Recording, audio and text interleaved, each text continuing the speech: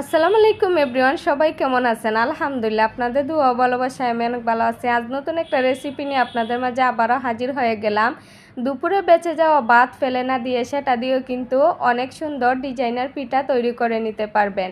Please চ্যানেলটা subscribe করবেন, like comment করবেন, ভিডিওটা শেয়ার দিয়ে পাশে থাকবেন। আমি দুপুরের বেঁচে যাওয়া এক বাটি ভাত নিছি। ভাতটা ফাটায় বাটতে নিতে পারবেন আর ব্লেন্ডারে ব্লেন্ডার করে নিতে পারবেন। তো আমি ব্লেন্ডারে একটা ভাতের পেস্ট তৈরি কইরা নিছি। চুলাতে কড়াই বসিয়ে দিছি। কড়াই বসিয়ে দেওয়ার পর ভাতের যে পেস্টটা আছে সেটা দিয়ে দিছি। অল্প পরিমাণ পানি দিয়ে দেবেন। পানিটা আমার স্কিপ হয়ে গেছে।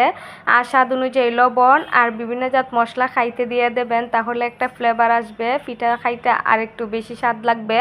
তো এখন ভাতের পেস্টটার মধ্যে বলক চলে আসছে। আমি আমার আতপ চাউলের শুকনো গুঁড়িটা দিয়ে দিছি। আপনাদের যদি আতপ চাউলের শুকনো গুঁড়ি না থাকে তাহলে আপনারা আটা ময়দা দিয়েও কিন্তু এই পিঠাটা তৈরি করতে পারেন। আর আটা ময়দা না থাকলেও কিন্তু ভাতের যে পেস্টটা আছে সেটারে কিন্তু ঘন কইরা এভাবে খাইর মতন কইরা তৈরি কইরা নিতে পারেন।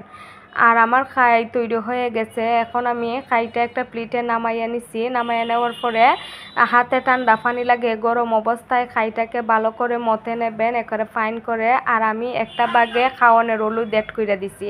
আর এখন চলে যাইতেছি চুলাতে আবার একটা ডাইলের পুর তৈরি করে নেব। তো আমাদের এদিকে এই পিঠাটা বেশি বিখ্যাত।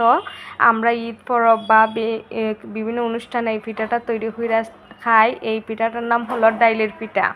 তো একটা পুর তৈরি করে নিতেছি আমি, আর আপনাদের সাথে শেয়ার করে নিতেছি পুরটা কিভাবে তৈরি করে নিতেছি। জাল জাল ডাইলের পিঠা তৈরি করে নেব। প্লিজ ভিডিওটা স্কিপ করবেন না, পুরো ভিডিওটা দেখবেন, আপনাদের কাছে রিকোয়েস্ট রইল।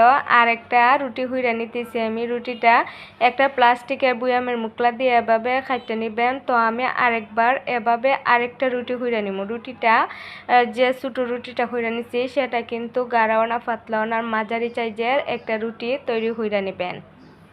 আর এখন আমি রুটিতে পুর দিয়ে দিতেছি ডাইলের পুর। ডাইলের চাল পিঠা, ডাইলের পিঠা বলে আমাদের এদিকে। তো ঠান্ডা পানি লাগিয়ে এভাবে সাইডের দিকে দিয়ে দেবেন। এইটা একটা আটার কাজ করবে। আর পিঠাটা ভাজার সময় কিন্তু ছুটার সম্ভাবনা থাকে না। তো এভাবে মুখটাকে চাপ দিয়ে সাইডের দিক ঘুরিয়ে লাগিয়ে দেবেন। আলতোভাবে চাপ দিয়ে লাগালেই হবে কিন্তু, আর এটা ভাজার সময় ছুটবে না। আর একটা মুসনা দিয়ে কিন্তু এত সুন্দর ডিজাইনার পিঠা তৈরি করা যায়। আর মুসনা দিয়ে কিন্তু আমি পিঠাটার ডিজাইন দিয়ে দেব। তো ভিডিওটা দেখে অবশ্যই বুঝে যাবেন যে কতটা সহজে মুসনা দিয়েও কিন্তু এত সুন্দর করে ডিজাইনার পিঠা তৈরি করা যায়।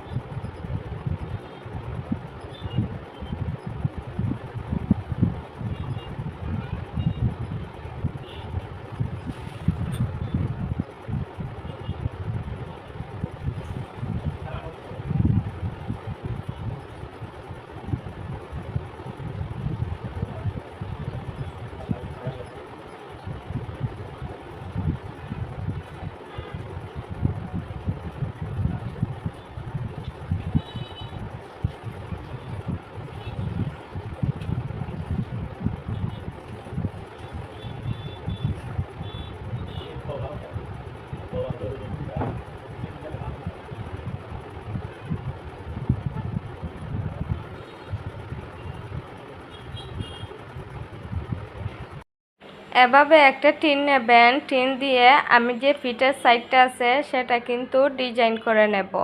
আর খুবই সহজে কিন্তু এই পিঠাটা ঝটপট তৈরি করে নিতে পারবেন, ঝামেলা ছাড়াই কিন্তু এত সুন্দর ডিজাইনার পিঠা তৈরি করে মেহমান বা নতুন জামাই বা বিয়েবাড়ির ডালা সাজাতে পারেন।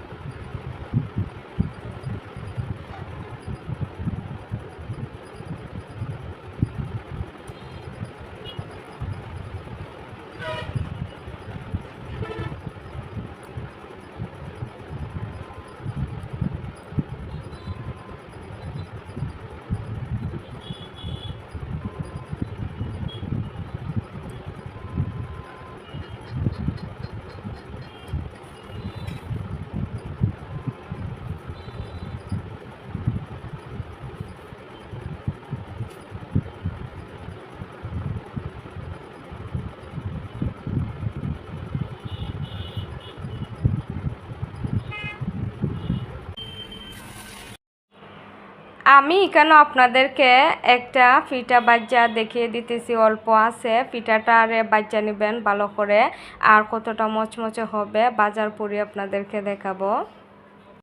আর যাদের মুখে খাওয়ার রুচি নাই তারা কিন্তু এই জাল জাল ডাইলের পিঠাটা তৈরি করে খেতে পারবেন। প্লিজ একবার হলে বাসাতে এই ডাইলের জাল জাল পিঠাটা তৈরি করে খাবেন।